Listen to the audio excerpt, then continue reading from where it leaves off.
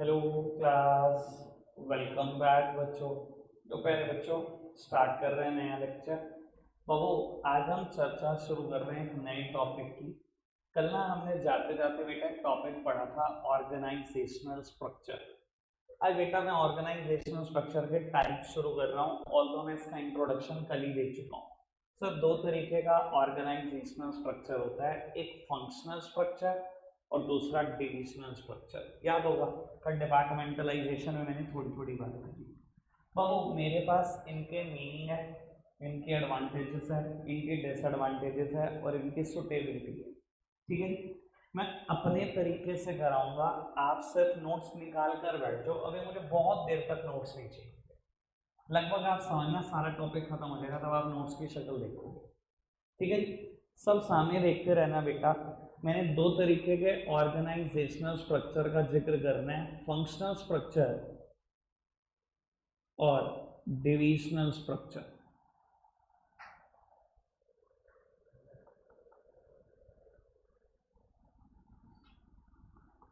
बाबू कैसा था functional structure का डायग्राम? सबसे ऊपर एमडी और फिर बेटा जितने भी मेजर फंक्शन एक ऑर्गेनाइजेशन के अंदर है उसके हिसाब से डिवाइड कर दो। मान लो मेरी ऑर्गेनाइजेशन में 4 ही मेजर फंक्शन है तो मैंने 4 ही डिपार्टमेंट क्रिएट कर दिए, production department, purchase department, sales department और मान लो फाइनेंस। 4 ही इंपॉर्टेंट फंक्शन है तो 4 ही डिपार्टमेंट क्रिएट कर दिए। फाइनेंस डिपार्टमेंट, ये फंक्शनल स्ट्रक्चर है। Divisional structure is firstly divided into divisions यानी कि नंबर ऑफ प्रोडक्ट। बाबू आप 4 प्रोडक्ट बनाते हो आपकी कंपनी, मान लो one is cosmetics, other one is garment, then leather goods और कुछ भी समझ लो। मैंने कल लिखा था सर हॉजरी गुड्स। लोग उत्तर सामने देखना सर, पहले डिविजन्स में डिवाइडेड होते हो फिर फंक्शंस में। बाबू सब में जितने मेजर फंक्शंस है उतने में डिवाइड कर दो। मेरा एग्जांपल चल रहा है 4 मेजर फंक्शन है, अभी भी 4 मान लो। Production purchase sales finance, production purchase sales finance, production purchase sales finance और ऐसे ही बेटा यहाँ पर भी। ठीक है सर, क्या होता है फंक्शनल स्ट्रक्चर का मीनिंग नहीं कब देखते रहेंगे। dividing the whole enterprise according to the major functions to be performed in the organization is known as functional structure। पूरी ऑर्गेनाइजेशन को मेजर फंक्शन के हिसाब से डिवाइड करना इस फंक्शनल स्ट्रक्चर। तो डिविजनल क्या है? Dividing the whole enterprise according to the major product to be manufactured is known as divisional structure. कोई दिक्कत कोई परेशानी तो नहीं? कल ये बोला था सर, याद हो सकती है 2 लाइनें। Dividing the whole enterprise according to the major functions to be perform, dividing the whole enterprise according to the major product to be manufactured. कोई दिक्कत तो नहीं? आगे बढ़े। अब वो कभी भी इनकी मेरिट डीमेरिट सोचनी हो, मैं आपको बेटा क्लियर कर देता हूँ कैसे सोचनी है। बाबू अगर मैं कहूँ फंक्शनल की मेरिट डिमेरिट सोचनी है तो किसी भी डिपार्टमेंट में काम कर रहे एम्प्लॉय के एंगल से सोचना, ठीक है। लेकिन अगर डिविजनल की मेरिट डिमेरिट सोचनी हो तो बेटा डिविजनल हेड के एंगल से सोचना। एक आदमी ऐसा होगा ना जिसको हमने कॉस्मेटिक डिवीजन दिया हुआ है, पूरा डिवीजन तेरा, तुझे सब कुछ सोचना है। अगर मैं डिविजनल की मेरिट डिमेरिट सोचूंगा ना, हमेशा डिविजनल हेड के एंगल से सोचूंगा और फंक्शनल की सोचूंगा किसी भी एक डिपार्टमेंट में काम कर रहे हैं एम्प्लॉय के एंगल से सोचना शुरू कर दूंगा। कोई दिक्कत कोई परेशानी तो नहीं? अब सोचना शुरू करें। प्लीज सब सामने देखना, नहीं कर सब सामने। नोट्स बंद है बिल्कुल, साइड में पड़े हुए, इग्नोर कर दो नोट्स को अगर आप सच में समझने के इच्छुक हो। ठीक है, मैं किसी भी साल ऐसा नहीं करता मैं हेडिंग पढ़ूंगा पढ़ा दूँ। हमेशा मैं क्या करता हूँ पूरा टॉपिक खत्म कर देता हूँ बोर्ड पे और फिर बच्चों को कहता हूँ देखे ना सब कुछ ऐसा लिखा है कि नहीं। ठीक है, अच्छा एक बात बताओ, सिर्फ गैस करना शुरू करना। जब आप एक एक चीज गैस करोगे तो आपके दिमाग में बहुत अच्छे से क्लियर हो जाएगा। मुझे एक बात बताओ, आपको क्या लगता है स्पेशलाइजेशन कहाँ अचीव होता होगा, फंक्शनल में या डिविजनल में? फंक्शनल और डिविजनल सिर्फ सोचना है और हर एक बच्चा बोले अगर वो सच में समझने का इच्छुक है, वरना रटते रटते मरोगे टॉपिक। फंक्शनल और डिविजनल सबका अपना अपना, जैसा पड़ोसी से क्या पूछना। सर ऑलवेज फंक्शनल, डिविजनल वाले बिल्कुल गलत है। अब सोचेंगे बाबू, एक इंसान कॉस्मेटिक डिवीजन का हेड है, वो प्रोडक्शन भी देख रहा है, वो परचेज भी देख रहा है, वो सेल्स भी देख रहा है, वो मार्केटिंग भी देख रहा है, वो फाइनेंस भी देख रहा है, वो इन्वेंट्री कंट्रोल भी देख रहा है, वो अकाउंट्स भी देख रहा है। भाई डिविजनल की मेरिट पता है क्या है? Development of multiple skills. इस डिविजनल हेड को ना सारे काम आते हैं सारे, पर एक भी 100% नहीं आता।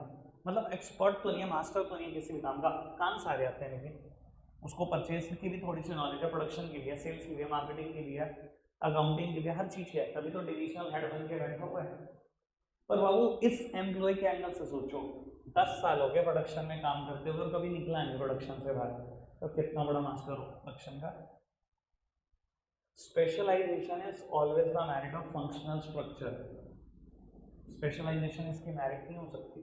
इसकी मेरिट क्या है? Development of multiple skills.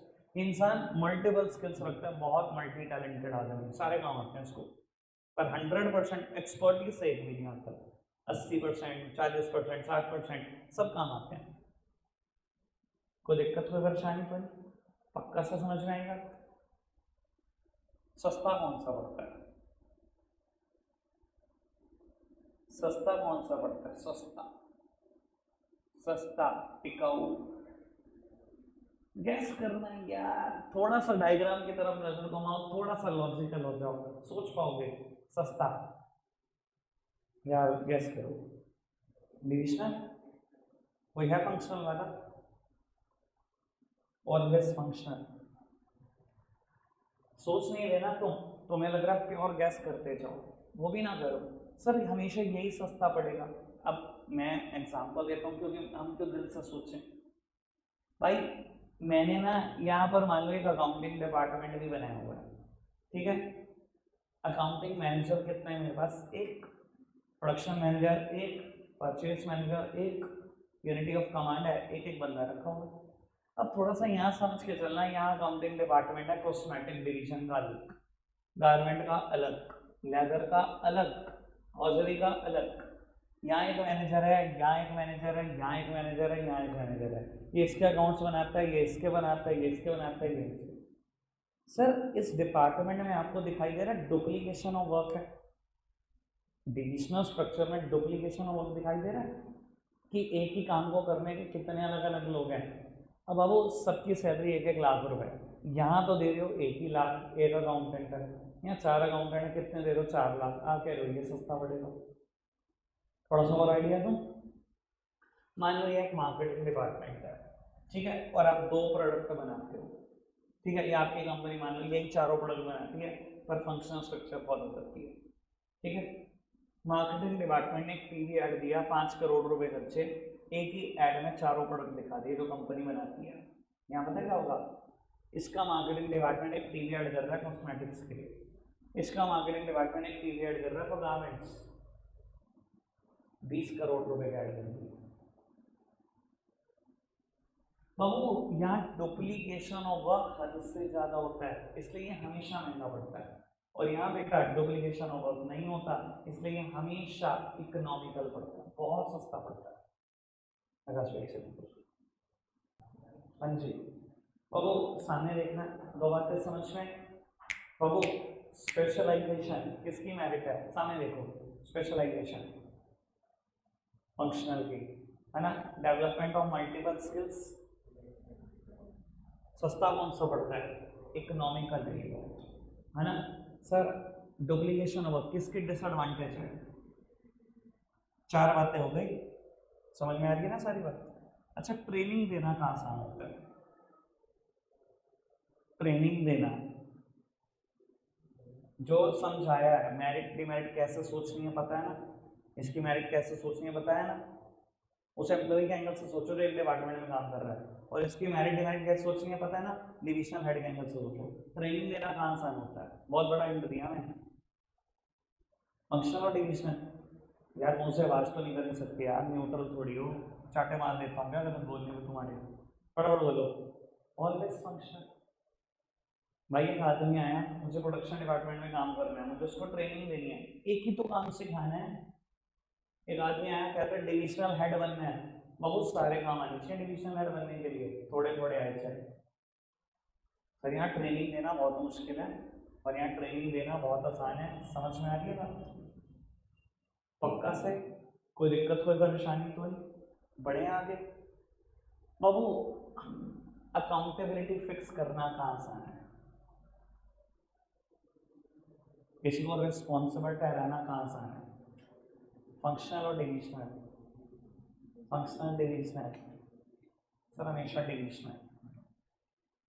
Functional क्यों नहीं, सुन लो बाबू, मैं कहता हूँ यहाँ टारगेट था 5 लाख यूनिट बनाने का और बेचने का, 5 लाख यूनिट नहीं बिकी, आपने बुला लिया सेल्स डिपार्टमेंट को, सेल्स मैनेजर को, आओ जी क्यों नहीं बेच पाए। अब एक बात ध्यान रख लेना, यहाँ ना रिस्पॉन्सिबिलिटी फिक्स करते करते पसीने छूट जाएंगे टॉप लेवल के, आपको समझ ही नहीं आएगा कौन जिम्मेदार है। आपने सेल्स मैनेजर को बोला दिया 5 क्यों नहीं बनी, क्यों नहीं बेच पाया, तो जी मेरी क्या गलती, प्रोडक्शन डिपार्टमेंट ने प्रोड्यूस ही नहीं करके दी कोई 5 लाख, वो प्रोड्यूस करके देता मैं तो बेच रहा था, आपने प्रोडक्शन मैनेजर को बोला दिया क्यों नहीं प्रोड्यूस, कह रहा मेरी क्या गलती। परचेज मैनेजर ने रॉ मटेरियल नहीं खरीद के दिया, खराब खरीद कर दिया, परचेज मैनेजर को बोला दिया मेरी क्या गलती। फाइनेंस मैनेजर ने पैसे कम दिए थे तो बाबू मैं क्या करता, सस्ता ही खरीदना पड़ा। सर फिक्स करते करते रिस्पॉन्सिबिलिटी पसीना आ जाएगा, यहाँ तो बिल्कुल क्लियर है बात बाबू, यहाँ पहले ही समझा दिया जाता है सभी डिविजनल हेड को, जिसमें लॉस आ गया वो मर गया। क्योंकि आपको बेटा मैं आपको बता देता हूँ सर, इसकी ना एक और मेरिट भी है, मैं बोल देता हूँ पहले ही ताकि आपको क्लियर कर सकूँ। क्विक डिसीजन मेकिंग, या डिसीजन मेकिंग बड़ी क्विक होती है। डिसेंट्रलाइजेशन याद करो, वहां पे भी मैंने कुछ ऐसे ही वर्ड बोले थे। यहाँ बेटा आप ना ऐसे ऑपरेट करते हो जैसे आप एक ऑटोनॉमस यूनिट हो, आप ऐसे नहीं मानते कॉस्मेटिक एक डिवीजन है, आप मानते हो ये एक अलग ही यूनिट है बेटा, ये अलग बिजनेस चल रहा है, ये अलग बिजनेस चल रहा है, ये अलग और ये अलग, और इसका जो डिविजनल हेड है ना ये एमडीएस बिजनेस का, सारे डिसीजन आपके यहाँ सारे। पर बेटा गलती से लॉस आ गया ना, तो ये नहीं पूछेंगे नीचे वाले डिपार्टमेंट में किसने काम नहीं किया था, आप गए, कोई बचा नहीं सकता आपको, हटा दिए जाओगे ऑर्गेनाइजेशन से, निकाल दिए जाओगे, डिमोशन हो जाएगा, जो कर सकती है ऑर्गेनाइजेशन सब करेगी आपके साथ, समझ में आएगा। तो बाबू it is easy to fix responsibility, इन तीनों में प्रॉफिट है, इसमें 3 करोड़, इसमें 10 करोड़, इसमें 2 करोड़, इसमें 1 करोड़ का लॉस आ गया, गया कॉस्मेटिक डिविजनल हेड, कोई नहीं बचा सकता।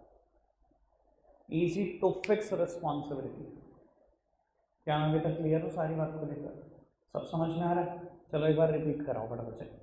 इफेक्टिव ट्रेनिंग, ट्रेनिंग देना कहाँ आसान है, functional. Development of multiple skills, specialisation, quick decision making, autonomous unit की तरह ऑपरेट करते हो। इजी टू फिक्स अकाउंटेबिलिटी, किसके एडवांटेज है, कहाँ अकाउंटेबिलिटी रिस्पॉन्सिबिलिटी फिक्स करना आसान है, अभी तो समझाया, हमेशा डिविजनल। सस्ता कौन सा पड़ता है, डुप्लीकेशन और किसके डिसएडवांटेज है, समझ आ रही सारी बात। कोऑर्डिनेशन बिठाना कहाँ आसान है, कोऑर्डिनेशन बिठाना कहाँ आसान है, फंक्शनल या डिविजनल, हमेशा फंक्शनल। क्यों सर, आप 4 डिपार्टमेंट हो, आपको सिर्फ इंटर डिपार्टमेंटल कोऑर्डिनेशन बिठाना है और बैठ गया कोऑर्डिनेशन। यहाँ पर शानी पता है क्या, यहाँ पहले डिपार्टमेंट्स में कोऑर्डिनेशन बिठाना है सबको, और फिर बेटा डिवीजन में कोऑर्डिनेशन बिठाना है सबको, तब जाकर पूरी ऑर्गेनाइजेशन कोऑर्डिनेशन है। यानी कि जितनी ऑर्गेनाइजेशन साइज में फैलती जाती है ना, उतना कोऑर्डिनेशन बिठाना मुश्किल होता चला जाता है। पहले तो यहाँ तो क्या करना है, सिर्फ इंटर डिपार्टमेंटल कोऑर्डिनेशन बिठाओ और बेटा होगी कहानी खत्म। यहाँ पहले इंटर डिपार्टमेंटल भी बिठाओ, फिर इंटर डिविजनल भी बिठाओ, तब जाकर कहीं कोऑर्डिनेशन बैठेगा पूरी ऑर्गेनाइजेशन का। समझ में आ रही है सारी बात, पक्का से? नोट्स निकालने अब निकाल लो नोट्स। मैंने वैसे बता देता हूँ, सारी एडवांटेजेस का जिक्र किया भी, डिसएडवांटेजेस का नहीं करता हूँ, आप सिर्फ नोट्स निकाल लो। फंक्शनल स्ट्रक्चर खोलना है कि नहीं, बस वो पहली एडवांटेज नोट्स में क्या लिखी गई है, स्पेशलाइजेशन मैंने करा दिया, आगे बढ़ना, कोऑर्डिनेशन करा दिया, इकोनॉमी ऑपरेशन मतलब सस्ता पड़ता है बता दिया, इफेक्टिव ट्रेनिंग बता दिया। डिसएडवांटेज आ जाओ, पहली पढ़ना हिंड्रेंस एंड ऑर्गेनाइजेशन ऑब्जेक्टिव, नहीं तो देखना प्लीज, बहुत काम की बात बताऊँ सर। यहाँ पर भी ये हेडिंग आएगी और यहाँ पर भी आएगी, दोनों जगह पर आएगी। पहले समझ लो बेटा, नोट्स नहीं बढ़ा सकते, सबके पास है notes. Hindrance and organisation objective, hindrance and organisation objective, दोनों जगह पे कहता है बेटा ऑर्गेनाइजेशनल गोल्स अचीव होने में दिक्कत आती है। पता है क्यों बेटा? जब आप वेरियस डिपार्टमेंट्स में बांट दिए जाते हो या बेटा वेरियस डिविजन्स में बांट दिए जाते हो, आपको पता है हम कैसे काम करने लगते हैं? यार ये ह्यूमन ना बड़ा खराब आदमी है, इसको पता क्या लगता है? ये ह्यूमन टेंडेंसी भी है कि we have to start work in isolation. हम सिर्फ अपने डिपार्टमेंटल ऑब्जेक्टिव पे ध्यान देते हैं ना, ये पता क्या कहता है? हम सिर्फ अपने डिविजनल ऑब्जेक्टिव पे ध्यान देते हैं ना। ये डिवीजन हेड की सोच बताओ, पता क्या है? कॉस्मेटिक डिवीजन में प्रॉफिट आना चाहिए हर हाल में, बाकी का मुझे नहीं पता। अच्छा क्या होगा अगर यहाँ 10 करोड़ का प्रॉफिट आ गया और इन तीनों जगह पे मिला के 25 करोड़ का लॉस आ गया? क्या मेरे ग्रुप गोल्स अचीव हुए? क्या ऑर्गेनाइजेशन ऑब्जेक्टिव अचीव हुआ? ऑर्गेनाइजेशन ऑब्जेक्टिव तो प्रॉफिट मैक्सिमाइजेशन है ना। 3 डिवीजन है मिलकर 25 करोड़ का लॉस कर दिया, आपने अगर 10 करोड़ का प्रॉफिट कर भी दिया, उखाड़ क्या लोगे? ऑर्गेनाइजेशन तो बंद हो ही जाएगी ना बाबू। होता ही एक्चुअली में ऐसा है, जब आप डिपार्टमेंट्स में डिवाइडेड होते हो या डिवीजन में डिवाइडेड होते हो बाबू, you started work in isolation. आपको लगता है मेरा डिपार्टमेंटल ऑब्जेक्टिव बहुत इंपॉर्टेंट है, ऑर्गेनाइजेशन का ऑब्जेक्टिव गया बाहर में, मेरे डिवीजन का ऑब्जेक्टिव बड़े इंपॉर्टेंट है, बाहर में गया ऑर्गेनाइजेशन का ऑब्जेक्टिव, जबकि ये सोच होनी नहीं चाहिए। अच्छा एक बात बताओ, मैगी बैन हो चुकी है, नहीं बिक रही, और प्रोडक्शन डिपार्टमेंट का नहीं नहीं नहीं हमें कोई मतलब नहीं है, हमारा तो टारगेट था इस साल 2 करोड़ मैगी बनानी, हम तो बनाते रहेंगे, प्रोडक्शन चालू रखो। सही सोच है ये कि मेरा ऑब्जेक्टिव अचीव हो जाए? सर जब सेल नहीं हो रही, लॉस ही लॉस रहेगा, क्या क्या फायदा उस प्रोडक्शन का? क्या मैं क्लियर हूँ इस बात को लेकर? समझ में आ गई? दोनों तरफ उधर भी आएगी, तुम पढ़ेंगे नहीं बेटा। ठीक है आगे बढ़ना। सेकेंड हेडिंग क्या? कॉन्फ्लिक्ट्स। सर उधर भी है सेम हेडिंग, इधर देखना। सर यहाँ पर हेडिंग है कॉन्फ्लिक्ट्स, वहाँ पर भी है, इधर देखना। सर कॉन्फ्लिक्ट किसके लिए होता है आपको बता देता हूँ। दुनिया में कॉन्फ्लिक्ट सिर्फ एक ही चीज़ के लिए है, पैसों के लिए। बाबू कई बार पता है क्या होता है बेटा? The interest of one, two और more department are not compatible to each other. समझाने के लिए एक बात बोलता हूँ बेटा, फाइनेंस डिपार्टमेंट के पास कुछ सम पड़ा हुआ है 1 करोड़ रुपए का।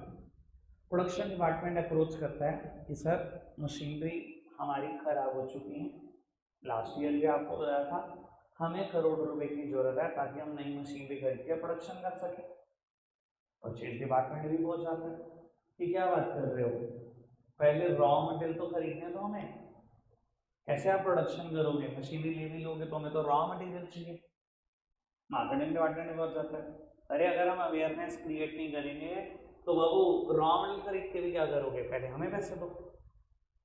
सर द इंटरेस्ट ऑफ 2 और more department are not compatible to each other.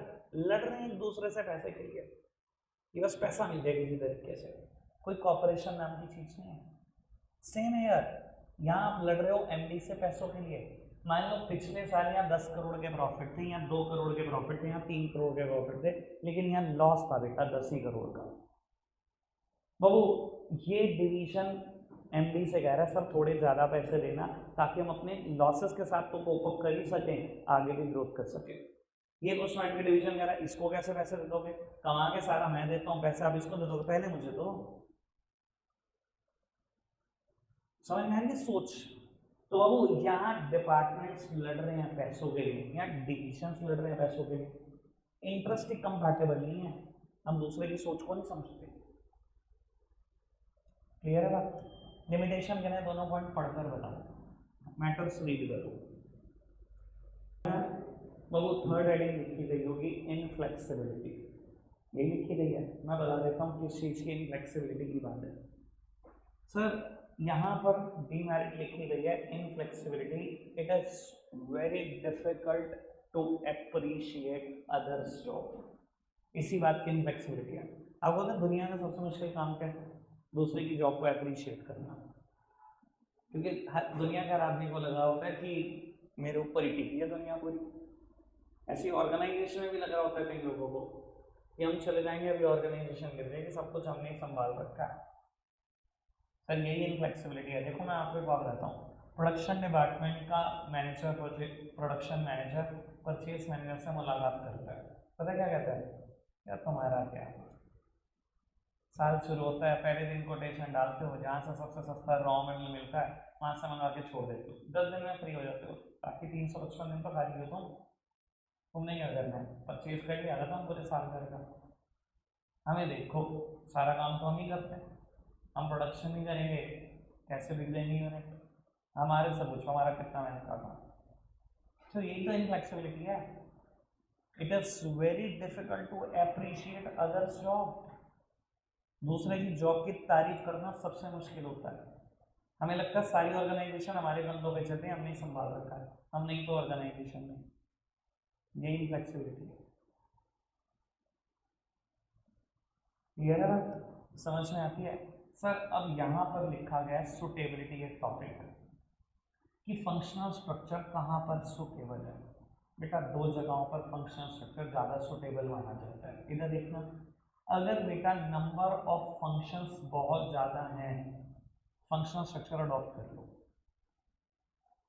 ठीक है, नंबर ऑफ फंक्शंस बहुत ज़्यादा तो फंक्शनल स्ट्रक्चर अडॉप्ट कर लो। दूसरी बात, अगर फर्म को लगता है कि हमें स्पेशलाइजेशन की ज़रूरत है तो भी फंक्शनल स्ट्रक्चर अडॉप्ट कर लो, क्योंकि स्पेशलाइजेशन इसी की मेरिट है। स्पेशलाइजेशन की जरूरत है, functional structure, number of function बहुत ज़्यादा है, फंक्शनल स्ट्रक्चर। सुटेबिलिटी के दोनों पॉइंट पढ़ दो, ठीक है जी। सिर्फ 30 सेकेंड्स हैं, पोस्ट नहीं कर रहा मैं वीडियो, फटाफट से पढ़ दो।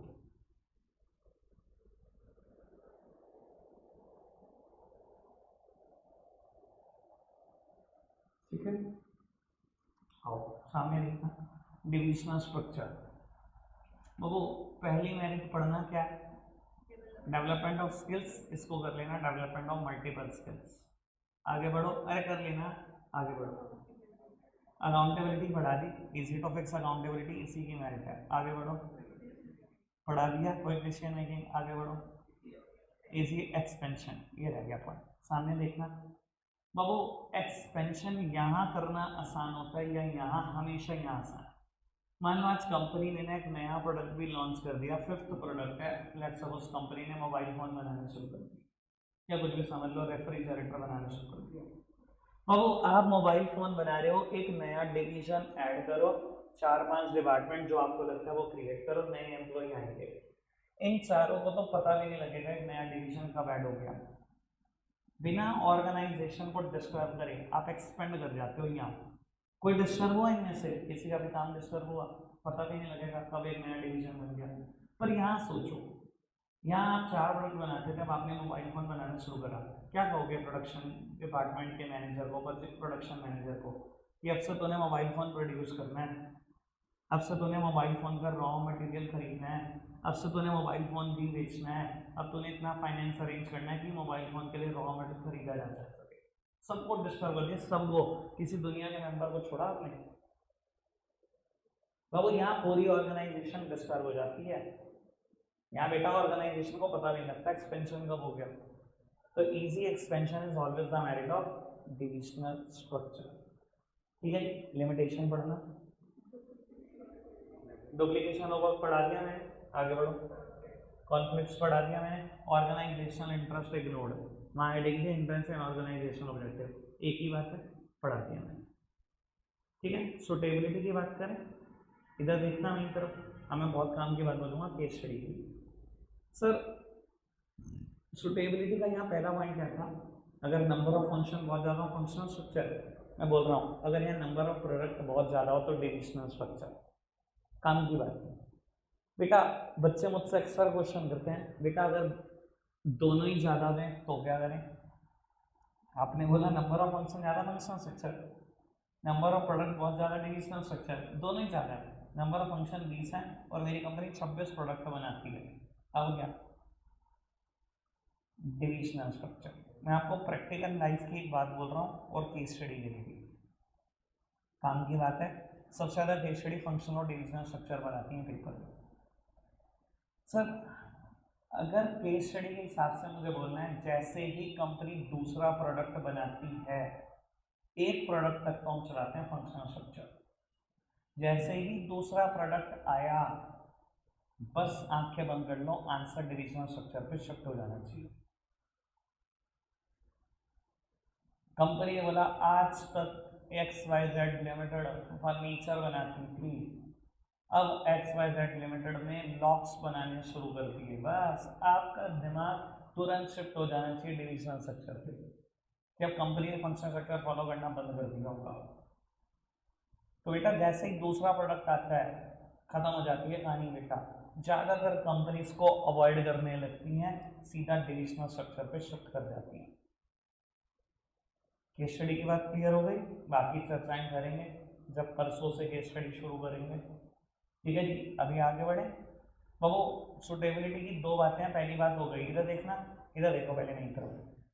सर नंबर ऑफ प्रोडक्ट ज़्यादा तो डिविजनल स्ट्रक्चर, मैंने बता दिया अगर नंबर ऑफ फंक्शन भी ज़्यादा और डिवीजन भी ज़्यादा तो क्या होगा, तब भी डिविजनल स्ट्रक्चर ही होगा। दूसरे प्रोडक्ट में यहाँ पहुँच जाते हैं, ज़्यादा की तो क्या ही बात करें। दूसरी बात, अगर ऑर्गेनाइजेशन को लगता है उसको ज़्यादा ग्रो करना है, ज़्यादा डिपार्टमेंट क्रिएट करने हैं, ज़्यादा एम्प्लॉय रखने हैं, तो हमेशा डिविजनल स्ट्रक्चर। सर ज़्यादा डिपार्टमेंट यहीं बनेंगे ना, यहाँ 4 बनेंगे तो यहाँ 16 बनेंगे, सीधी सी बात, ज़्यादा एम्प्लॉय यहीं आएंगे ना। कोई दिक्कत कोई परेशानी तो नहीं, फटाफट से रीड करके बताना समझ में आई क्या बात। रखते आज के लिए इतना ही है प्यारे बच्चों।